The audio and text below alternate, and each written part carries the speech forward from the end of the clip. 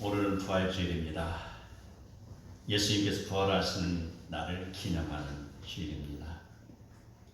우리는 오늘 예수님의 부활하심을 통하여서 당시의 상황과 성도들의 마음과 형편을 더듬어 봄으로 인하여 부활이 우리에게 주는 의미와 가치를 새롭게 깨닫고 하나님의 명령에 순종하는 백성이 되기를 축복합니다. 아멘.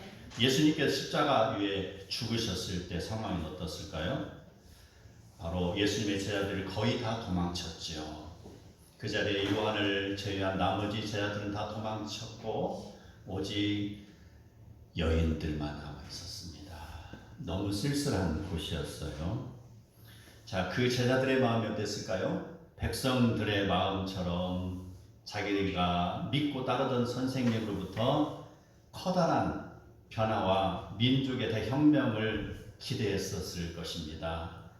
그런데 예수님께서는 그처럼 유대 종교 지도자들에게 짓밟히고 무기력하게 죽어가는 모습을 보고서 커다란 실망과 두려움에 잠겨 있었을 것입니다.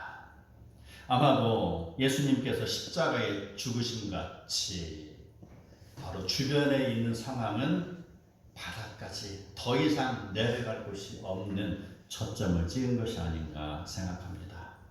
이러한 상황을 보고서 예수님의 사역을 실패하였다고 할 수 있을까요? 과연 그럴까요? 아니죠. 제자들의 흩어짐은요, 너희가 다 나를 버리리라. 이는 기록된 바 내가 목자를 치리니 양들이 흩어지리라. 그런 말씀을 이루시는 대목입니다. 바닥까지 왔습니다. 피합니다. 천국에서 지금 이 땅에 말구에 내려오셨는데 그것도 부족해서 이제 십자가에까지 바닥까지 내려오셨어요. 이제 남은 건 뭐예요? 이제 올라가는 것만 남았잖아요. 그게 바로 부활입니다. 아멘. 시작입니다. 지금까지 우리가 힘들었다면 이제는 시작이라는 것이죠. 예수님께서 부활하셨을 당일 예수님께서는요 여인들에게 나타났죠. 그리고 제자들을 만나 주셨습니다. 그때 첫 번째는 도마를 제외한 제자들을 만났고요. 그 다음 주일에는 도마를 포함한 모든 제자들을 만나 주셨습니다. 자, 이렇게 만나 주셨음에도 불구하고 제자들은 아직도 두려움에서 회복되지 못했습니다. 나의 스승이라는 그 퀘스천 마크가 아직 떨어지지 않았습니다. 그동안의 3년 동안 공생애를 겪으시면서 제자들을 이끌고 말씀을 전하셨을 때 그 자기들에게 주어졌던 그 말씀이 지금 하나도 기억이 나지 않습니다. 절망이라는 것이죠. 아직 회복이 안 된 상태. 그랬을 때에 21장 3절을 보면은 시몬 베드로가 나는 물고기 잡으러 가노라 이렇게 이야기합니다. 그러니 다른 제자들도 따라서 갈릴리 바다에 가서 고기를 잡습니다. 이때에 갈릴리 바다로 간 제자의 수는 7명입니다. 어땠을까요? 그들 밤새도록 고기를 잡았어요. 이제 모든 거 다 포기하고 이제 우리 새롭게 시작하자라고 하면서 어부의 삶을 살자. 우리의 입을 풀칠이라도 해야 되지 않을까 해서 고기를 잡는데 어떻습니까? 밤새도록 잡았으나 헛금을질이었다라는 것이죠. 나의 생각대로 하면 될 줄 알았으나 아무것도 이룰 수 없다는 것을 경험하는 시간이었습니다. 철저하게 패배를 경험하는 제자들. 그 제자들을 향하여서 주님께서 드디어 말씀을 하십니다. 그물을 배 오른편에 던지라. 그리하면 잡으리라. 이렇게 말씀하시니 제자들은 자기들의 그동안의 지식, 어부로서의 정통성이 있고 지식이 쌓여 있잖아요. 어디에 그물을 던지면 고기를 많이 잡는다라는 경험치가 있습니다. 그럼에도 불구하고 제자들이 예수님의 말씀에 순종하여 그물을 던지니 고기가 비로소 잡힌다라는 것. 이 말씀을 통해서 우리는 순종의 중요성을 다시 한번 일깨우고 있습니다.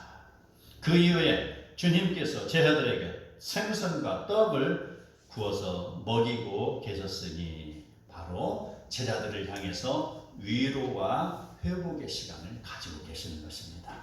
자, 영적인 회복과 더불어서 육적인 회복도 줘야 돼요. 바로 시간도 필요한 것이고요. 우리 함께 나누면서라는 것도 굉장히 중요합니다. 그래서 제자들과 그동안에 제자들에게 너희들 그리고 너 말이야 그때 왜 내가 죽을 때 내 옆에 없었냐? 라고 물어보지 않았습니다.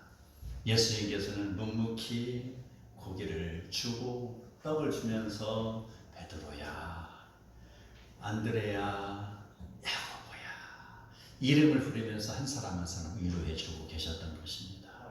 바로 회복의 시간이 필요한 것이죠.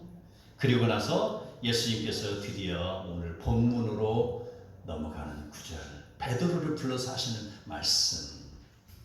15절에 보면은 요한의 아들 시몬아 내가 이 사람들보다 나를 더 사랑하느냐 질문합니다.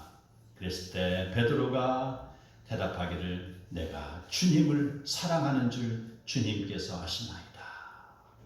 그 말을 들은 예수님께서 내 어린 양을 먹이라. 16절에도 똑같은 말이 나옵니다. 요한의 아들 시몬아 네가 나를 사랑하느냐? 주님 그러하나이다. 내가 주님을 사랑하는 줄 주님께서 아시나이다. 내 양을 치라. 17절에도 똑같이 말씀하십니다. 요한의 아들 시몬아 네가 나를 사랑하느냐 하시니 주께서 세 번째 네가 나를 사랑하네 하심으로 베드로가 근심하여 이르되 주님 모든 것을 아시오매 내가 주님을 사랑하는 줄 주님께서 아시나이다 이야기합니다. 그랬을 때 주님께서 말씀하십니다. 내 양을 먹이라. 왜 똑같은 말을 세 번 반복했을까요? 왜 그의 귀가 어두워서 그랬을까요? 아닙니다. 베드로에게는 지금 예수님과 해결해야 될 중요한 문제가 있잖아요. 예수님께서 붙잡히시던 날 밤에 베드로는 그렇게 호언장담하고 내가 충성을 다하리라고 했던 그 베드로가 그날 밤에 세 번이나 예수님을 부인했잖아요. 자, 그 부인하는 그 사건을 보고 지금 예수님께서는 그걸 상기시키는 것입니다. 그런다고 해서 베드로의 그 수제자로서의 또는 제자로서의 자격을 박탈시키는 것은 아닙니다. 그의 나약함을 들추는 것은 결코 아닙니다. 세 번이나 부인했던 베드로의 실추된 떨어진 그 명예를 회복시켜주고자 하는 것이었습니다. 그리고 베드로의 겸손을 지금 부르짖고 있는 것입니다. 겸손하게 지금 다시 나를 바라보라는 것이죠. 그리고 또 있습니다. 교회에서의 베드로의 지도권, 지금 수제자로서의 역할이라는 것이고요. 그리고 예루살렘 교회에서의 베드로의 지도권입니다. 그것이 없어지지 않냐고 유임됐다. 지속적으로 지금 이행되고 있다. 이 내용이 들어있습니다. 또 있습니다. 바로 이 땅에서 베드로에게 새로운 소명을 지금 주고 있습니다. 이 세 번 질문은 베드로에게 커다란 지금 자기의 과거를 회고하고 앞으로 자기가 어떻게 살아가야 할 것인지 하나님 나라를 위해서 어떻게 자기가 드려져야 할 것인지를 생각하게 하는 시간입니다. 그 말씀 중에서 내 어린 양을 먹이라 라고 하신 것, 어린 양은요 베드로가 돌보아야 할 대상입니다. 어린 양이라는 것은요 자기 방어 능력이 부족하고 매우 나약한 양입니다. 이러한 것들 성도 어린 양과도 같습니다. 자기 자신을 방어할 줄도 모르고 연약한 성도라는 것입니다. 바로 베드로가 감당할 소명이 바로 힘들고 연약한 사람에 대한 사랑을 베풀라는 것입니다. 이것이 바로 목양입니다. 그리고 우리 성도들이 해야 될 바입니다. 아멘. 아멘. 18절을 보면은요. 베드로가 장차 맡게 될 새로운 일을 지금 부여하고 있습니다. 그 내용인즉슨 베드로가 어떻게 살다가 어떠한 죽음을 당할 것인가를 통하여서 예수님의 사역을 완성하는지를 보여주고 있는 것이죠. 그 내용인즉슨 진실로 네게 이르노니 네가 젊어서는 스스로 띠띠고 원하는 것으로 다녔거니와 늙어서는 네 팔을 벌리리니 남이 네게 띠띠우고 원하지 아니한 곳으로 데려가리라. 자, 이 말씀에 대한 설교를 많이 들어봤을 것입니다. 이 내용들 우리는 주목해서 볼 필요가 있습니다. 전에는 자기 길을 스스로 택하여 살았으나 그의 마지막 길은 마음대로 가지 못한다는 의미로 읽어지는 것이죠. 그건 뭐예요? 바로 붙잡힌 받은 자의 삶을 산다는 것입니다. 바로 이 19절을 보면 이 말씀은 베드로가 어떠한 죽음으로 하나님께 영광을 돌린 것을 가리키는데 그 내용 속에는 주기적인 의미가 있습니다. 자, 첫 번째 의미로는요, 베드로가 죽음으로 하나님께 영광을 돌림은요, 그의 자연스러운 죽음이 아니라 하나님의 사역을 수행하다가 죽는, 즉 십자가에 매달려서 죽는 강제적인 순교를 가리키는 것입니다.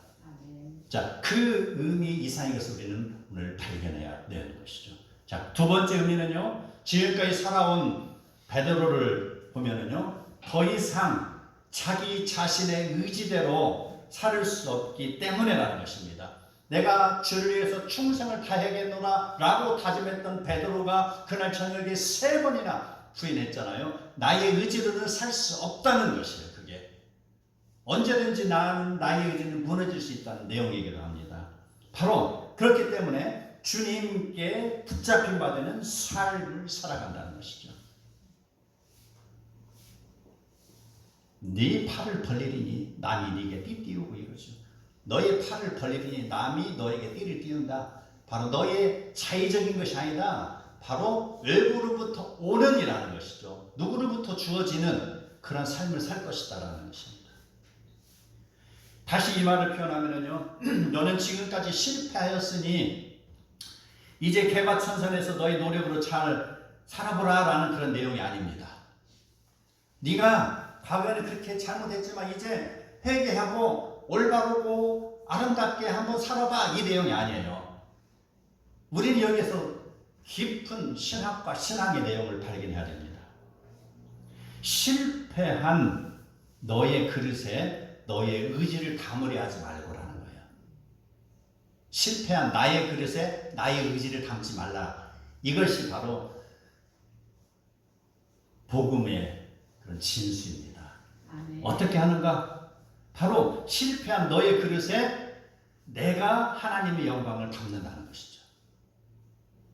실패한 나의 그릇에 내가 나의 것을 담지 않고 실패한 나의 그릇에 하나님이, 예수님이 하나님의 영광을 담는다. 바로 하나님께서 성령을 보내셔서 나를 살게 하신다는 그런 내용이 되는 것입니다. 우리의 알고 있는 신앙관과는 다소 차이가 있을 수 있지만 아마 이러한 내용은 오랜 신앙생활을 한 사람이라면 그 의미를 깨달을 수 있을 것입니다. 내가 하는 것이 아니라 주님께서 하신다는 것. 주를 위하여 충성을 다짐하였으나 베드로가 부인하고 그 나갔을 때에 바로 그가 그의 힘으로 했을 것 같았지만 고기를 하나도 잡지 못했잖아요.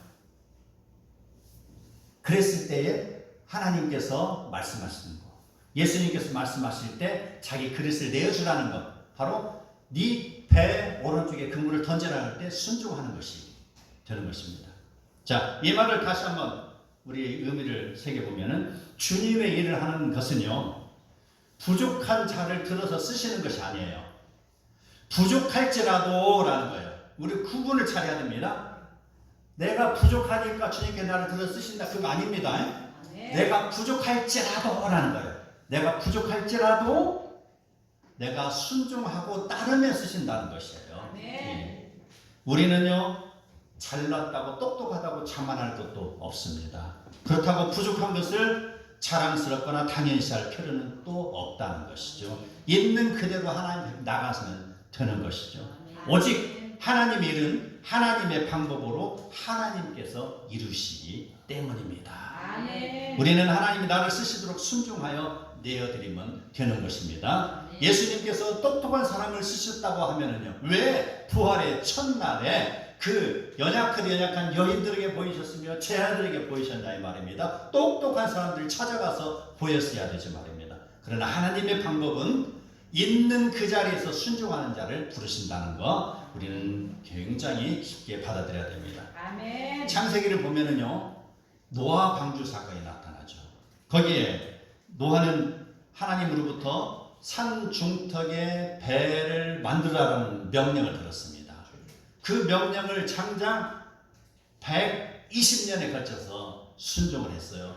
자, 그 120년 동안에 얼마나 자기가 하고픈 일이 많았겠냐 이 말입니다. 차를 타고 저기 어디 구경도 하고 싶고 제주도도 가고 싶고 비행기 타고 저 멀리도 가고 싶고 또 휴대폰도 하고 싶고 또 PC방도 가고 싶고 할 일이 많잖아요. 그럼에도 불구하고 노아는 바로 모든 것을 뒤로 하고 접어두고 라는 것이에요. 다 팽개치고라는 것입니다. 하나님의 말씀에 순종했을 때 주변에 있는 사람은 어떻습니까? 저 미친 영감이요 라고 손가락질하며 놀려댔죠. 그러나 마지막 때 120년이 채워졌을 때 어떤 현상이 일어났습니까? 하나님의 명령을 받들어서 순종했던 노아와 그의 가족 8명은 방주 안에서 구원함을 받았잖아요. 아멘. 바로 우리가 순종하는 거 어찌 보면 미련한 것으로 느껴질 수 있습니다. 그러나 결과가 있습니다. 결과는 분명히 하나님께서 우리에게 해피엔딩으로 우리를 다가오시는 것이죠.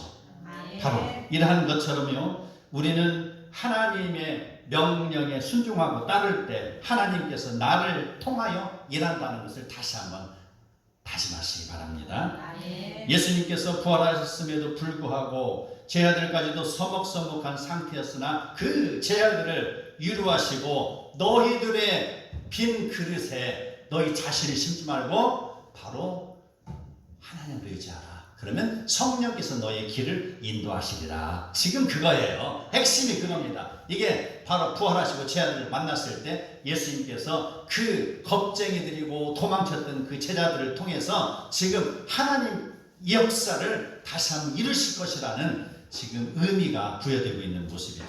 그리고 베드로에게 말씀하신 대로 늙어서 내 팔을 벌리리니 성령의 역사하심으로 맡겨진 사역을 감당하라 이란 내용이죠. 늙어서 네 팔을 벌리리라. 너 네 손으로 할 수 있는 거 다 털어내. 항복해. 그리고 손을 모으고 가라. 그러면은 성령께서 너에게를 인도하신다라는 거. 바로 이게 바로 우리에게 주는 성령 충만한 모습입니다. 그리고 우리는 나는 연약합니다라고 할 필요가 없는 것이죠.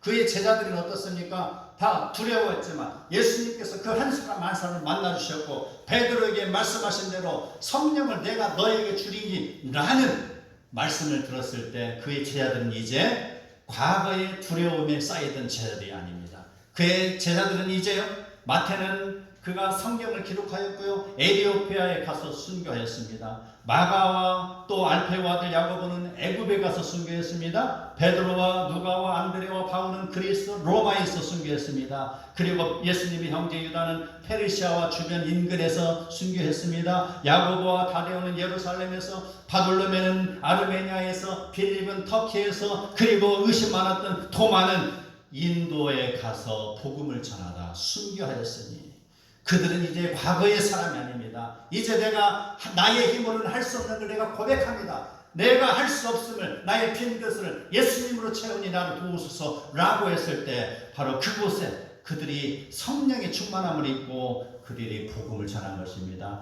그들이 흘린 복음의 피가 세계 방방곡곡으로 흘러 들어가고 있었습니다. 예수님이 부활하심은 두려움에 떨고 있는 제자들에게 신앙의 부활로 이어졌습니다. 예수님이 승천하여서도 제자들의 신앙은 제자들에게 이어지고 또 그 제자는 다른 제자에게 계속해서 이어져서 지금도 그 꽃을 피우고 있으니 예수님의 사역은 실패한 사역입니까? 성공한 사역입니까? 예수님의 사역은 성공한 사역입니다. 바로 예수님의 방법입니다. 인간을 통해서 인간을 승복번식을 이루게 했으니 우리가 지금도 예수를 믿는 것입니다. 아멘. 예수님의 성공은 부활은 성공한 것입니다. 예수님의 사역은 성공한 것입니다. 그럼 우리는 예수님의 부활을 통하여 잠들어 있는 우리의 신앙도 깨어나기를 소망합니다. 아멘. 예수님의 부활은 우리의 신앙의 부활이 되어야 될 것입니다. 아멘. 나의 앞에 펼쳐진 인생길을 주님을 의지하며 걸으시기 바랍니다. 아멘. 내 어린 양을 먹이라는 말씀을 마음에 깊이 새기고 하나님의 나라와 의를 이뤄가는 복된 교회와 성도들이 다 되시기를 축복합니다. 아멘.